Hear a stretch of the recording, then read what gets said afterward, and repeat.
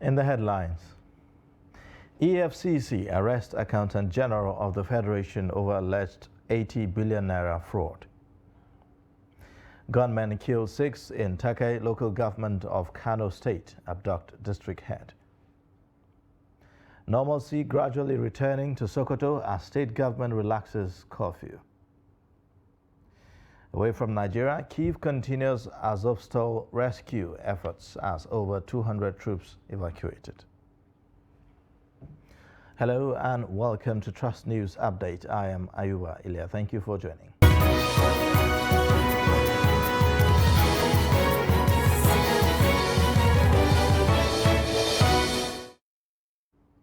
The details now. Nigeria's Accountant General Ahmed Idris has been arrested over alleged money laundering on diversion of public funds. Malam Idris was intercepted in Kano by operatives of the Economic and Financial Crimes Commission on Monday evening and is flown to Abuja, the nation's capital, for interrogation. The EFCC has for some time now been investigating a case of diversion of at least 80 billion naira in public funds, which was allegedly laundered through some bogus contracts. Investigators said that the companies used in laundering the funds have allegedly been linked to family members and associates of the Accountant General. On security matters, gunmen suspected to be kidnappers have killed 6 persons in a village in Takai local government area of Kano State. The gunmen were said to have raided Karafi village in the local government and abducted the 53-year-old village head, Abdulyahaya Ilo. They were also said to have stormed the village on 3 motorcycles from Bauchi State through Ringim Forest in Jigawa.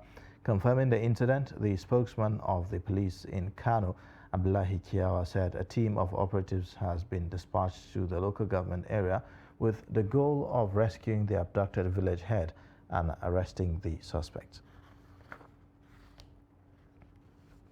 Normalcy is gradually returning to Sokoto as the state government relaxes the 24-hour curfew. With the relaxation, residents can now move between 6 in the morning and 6 in the evening. Trust TV correspondent Idris Jibrin reports that markets and businesses within the state capital are being reopened with security operatives on patrol to enforce compliance with the order. While the dust and anxiety generated here in Sokoto State is gradually being settled following the state government decision to relax the curfew from 24 to 12 hours. Now, as you can see, activities, businesses and markets are being reopened and people are moving as usual, even though by 6 o'clock everywhere will be closed down again until 6 o'clock in the morning. But look at what is happening in Sokoto. People have come out in mass today, unlike yesterday. And in most places that we've visited, we've seen markets, businesses, and all other activities are returning to normal. Recall that this situation was generated as a result of a blasphemy statement that was said to have been committed by a student of Shehu Shagari College of Education. Now, earlier today, we visited the school to see what's happening, even though the school is still closed, and security operatives were deployed at the gate of the school to ensure that nobody is going in or out of the school. And we've seen what happens at the school, and actually a lot of places were set on fire, even though we are not allowed to film within the school environment, but we were able to see the gate of the school premises. So generally activities are being returning in Sokoto, and people are moving as usual. Now, people are still asking for the state government to see how they can be able to completely remove the curfew so that things will return normal. And people are saying that those who were arrested on the allegation of this killing of the students should be released. And the government is saying that they have no reason whatsoever to take laws into their hand. They should have allowed the state government to investigate and properly punish late Deborah. But that being said, Deborah is dead, and the people in Sokoto State here are now being asked to remain at home for 24 hours as against 14 hours. I will continue to watch over the situation and see what will happen in the next 24 hours or so. Maybe the state government will finally remove the curfew. And the police is saying that investigation is still ongoing to see how they can be able to apprehend the other suspect. Meanwhile, I've been talking with some sources within the Nigeria police force who are telling me that the principal suspect, who is said to have been killed the lady, is nowhere to be found. They said he's not a Nigerian, he's a Nigerian, and they are searching for him, and there is a possibility of deploying Interpol to search for him within the Niger Republic. Or whatever the case may be, that has been done, but situation is generally improving here in the commercial city of Sokoto. Meanwhile, police have arraigned 2 suspects in connection with the murder of the 200-level student of Shehu Shagari College of Education, Sokoto, Deborah Samuel, who was accused of blasphemy.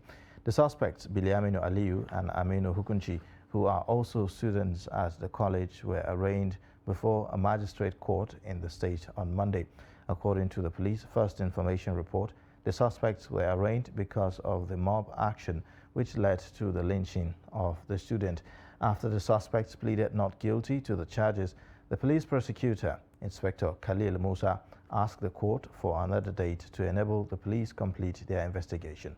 The court adjourned ruling on the application to a later date and directed the defendants to be remanded in the Sokoto Correctional Center. In the meantime, amidst tensions in Sokoto State over the killing of a student of Shehu Shagari College of Education for blasphemy, the Gombe State Police Command has held an emergency meeting with Islamic and Christian clerics to strengthen peace. The meeting, which took place on Monday at the police headquarters, had representatives of Muslim and Christian communities in the Gombe State. Ibrahim Ismail has this covered.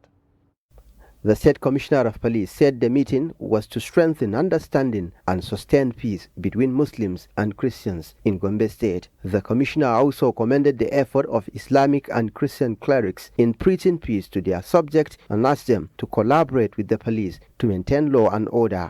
Please, I want the religious leader, the preaching that will come out of it, let the preach of peace. Is that okay? Let the preaching that will bring unity. Let it be the preach that will bring togetherness. Because we all want to know, no matter what this is, whether a Muslim or Christian, let leave the remaining one to God. Let the Christian religion leader make the list, whatever that there shall be peace. Let the Muslim leader make whatever that is, let them be religion of peace. The representatives of Jamaatul Nasrul Islam, JNI, and the Christian Association of Nigeria, CAN, vow to maintain peace among their followers. I believe all the religious leaders, they are after peace. All of them, including the Muslims and the Christians. And I believe we are going to take action where we continue our interfaith meeting so that peace will continue permanently in Gombe State. If there is peace, we are the direct beneficiaries of that peace. And if we are the beneficiaries of that peace, we ought to protect that peace by living in peace with one another. Gombe is believed to be one of the most peaceful states in the country. Stakeholders say it is important for all to work towards maintaining that status quo. From Gombe, Ibrahim Ismail reporting for Trust TV. Minister of State for Petroleum Timipre Silva has withdrawn from the presidential race of the All Progressives Congress and returned to work. Reports say that Silva withdrew his ambition, having considered the enormous work at the ministry. An official at the ministry who chose to remain anonymous said that Silva withdrew from the race to support President Muhammadu Buhari in his quest to achieve a robust oil sector. Minister of Women Affairs Pauline Tallinn has also dropped her senatorial ambition in the 2023 election. Talin made this known in a statement in Abuja on Monday. She said her decision was to enable her to focus on the foundation laid toward the advancement and realization of gender equality in leadership positions in the country. According to her, President Muhammadu Buhari's commitment to the advancement of women necessitated the need for her to continue as the minister, which will help in addressing challenges affecting women and children. The minister expressed her appreciation to the wife of the president, Aisha Buhari, her constituency, and all well-wishers of their continuous support. Now, as primaries of all political parties draw closer, presidential aspirants have continued to solicit the support and votes of delegates from Kaduna State. The latest is the immediate past Transport Minister, Rotimi Amechi, who also turned his resignation letter Monday afternoon. Fatima Saleh reports.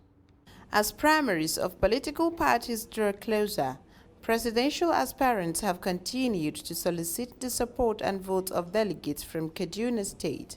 The latest is the immediate past Transport Minister Rotimi Amechi, we gathered turned in his resignation letter Monday afternoon. Amechi said, as the youngest and the most experienced among the party's presidential aspirants, he is more qualified for the job than others. I may be 56, one of the youngest aspirants, but I'm the most experienced. Most experienced, governed a state that had insecurity like Kaduna. I don't know how many of you remember those days that you can't visit Port Harcourt. All of you were scared of coming to Port Harcourt because of the level of insecurity. So I have had experience of governing a state where there was insecurity. The ex-minister also responded to questions on the Kaduna-Abuja train attack, with about 62 passengers still in captivity. I joined every person in cabinet to own up to the fact that we may have failed. But we did our best as a government to ensure that lives and property on the road were saved. We did our best. So those who have been kidnapped, the federal government is doing quite a lot to get them released. But security is not discussed in the public glare. Security is done privately and quietly until these people are released. You may not hear much. I join those parents who are not happy to request that they be calm until the government is able to get those people who are in captivity released. From the opposition, the People's Democratic Party, one of the contenders, Peter Obi, whose campaign train was in Kaduna, says the current administration has failed the country through mismanagement of resources, adding that it is time to turn the country from a consumption to production economy. The money we borrowed and consumed or thrown away, if we are taking just 10% of it, 5% of it and thrown to the textile industry, Nigeria would have been a different place. We can earn more money from exporting textiles and garments than we earn from oil. Oil is just giving us $15 billion, so we can do more. All you need to do is to remove Nigeria from consumption to production. The Independent National Electoral Commission, INEC, has set June 3rd as the deadline for the conduct of party primaries in the country. Fatima Saleh, Trust TV News, Kaduna. You're watching the news update on Trust Television. Coming up shortly. National Association of Nigerian Students converge to protest ongoing ASUU strike. Details and more after this break.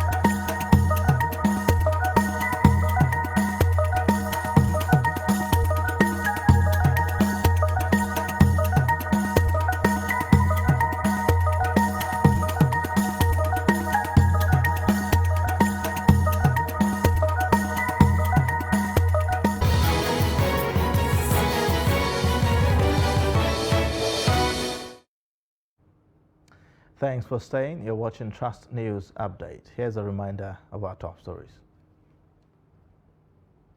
EFCC arrested Accountant General of the Federation over 80 billion naira fraud. Gunmen have killed 6 people and abducted a village head in Kano. The federal government on Monday said the Abuja-Kaduna train service will resume on May 23rd. Train services had been suspended on the route after terrorists attacked a train, fatally shot several persons, and also abducted scores of passengers in March. In a statement signed by spokesperson Yakubu Mahamood, the Nigerian Railway Corporation said that the decision to resume services does not mean efforts to secure the safe release of those abducted will be put on hold. The families of those abducted have threatened to resist the reopening of the train service. In the statement, the NRC said customers must present a valid photo identification card and a reachable telephone number of next of kin or close relative before boarding a train. Members of the National Association of Nigerian Students on Monday blocked major roads in some cities in Oyo, Edo, and Ondo states. This was in protest of the prolonged industrial action by members of the Academic Staff Union of Universities because of several failed negotiations with the federal government. While protesting, students at the University of Ibadan blocked the school's entrance in the state capital. Those from Ladoke Akintola University of Technology barricaded the major road along where the institution is situated in Ogbomosho. In Edo State, students at the University of Benin condoned off the Benin-Auchi Ramat Park axis of the state capital.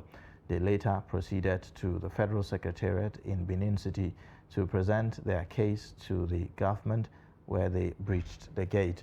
In Ondo State, students at the Federal University of Technology, Akure, barricaded the Akure-Ilesha Highway to condemn the lingering strike by the lecturers. The demonstrations came a week after NAN's leadership declared a mass action tagged Operation Test Run in all 36 states and the Federal Capital Territory.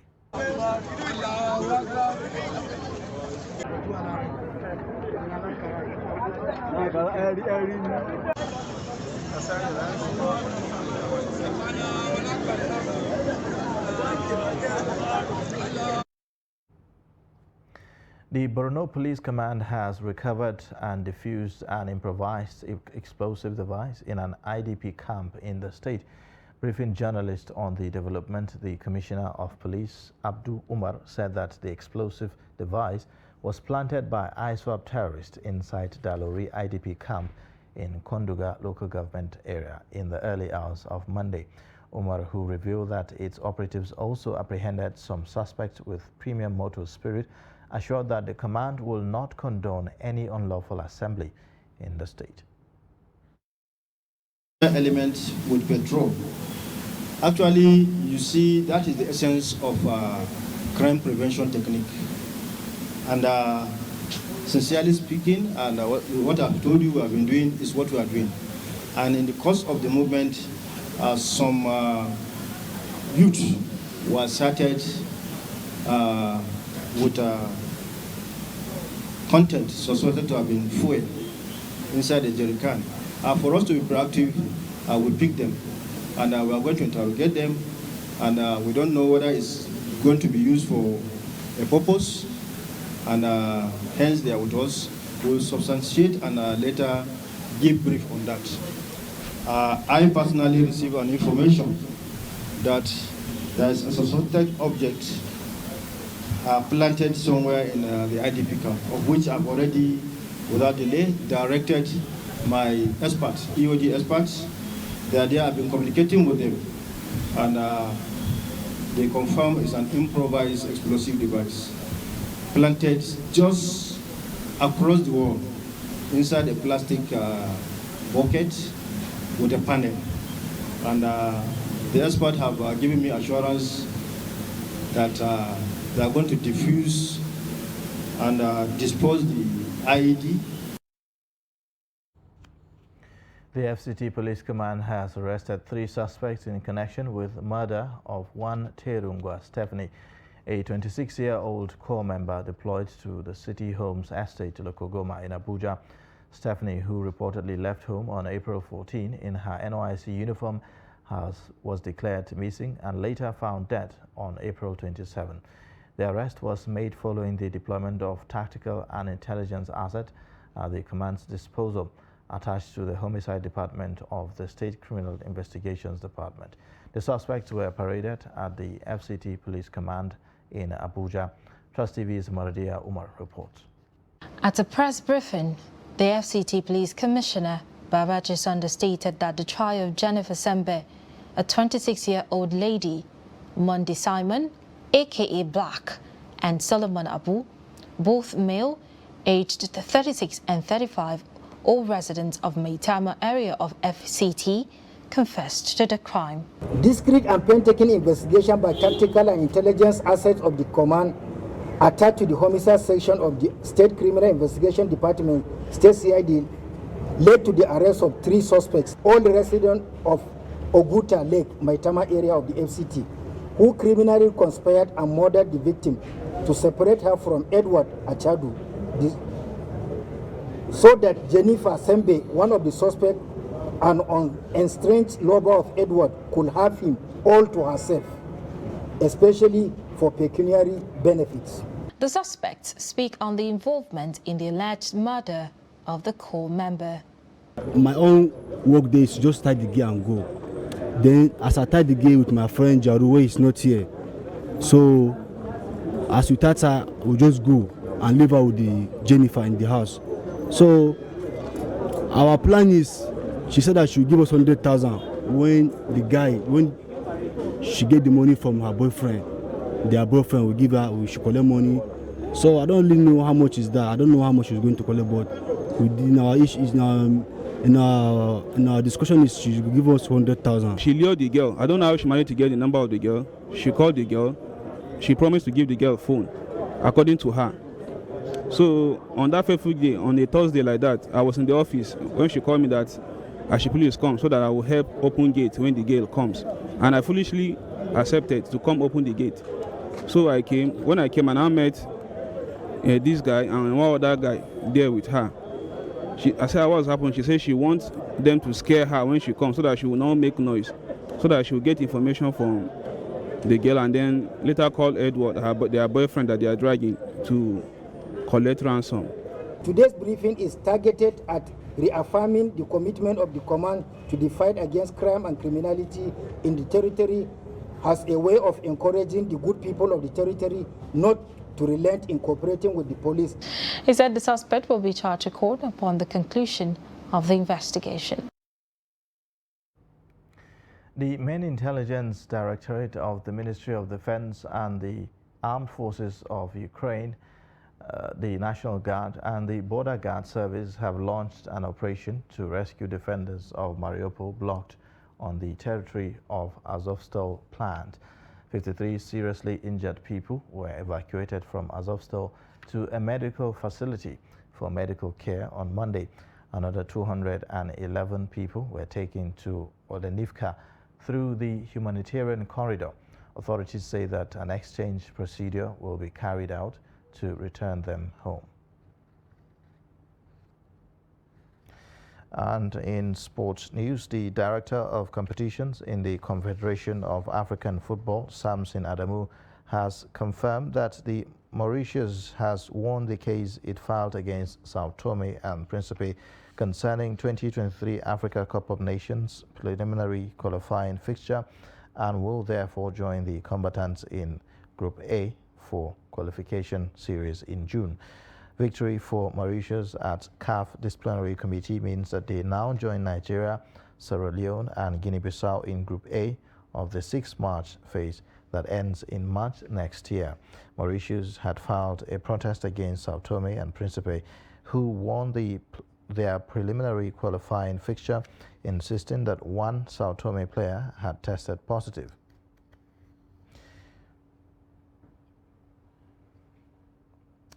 With that, we wrap up Trust News Update, but you can also get more by clicking the subscribe button on our YouTube channel and also connecting with us via all social media platforms. I am Ayuba Ilya. Thank you for watching.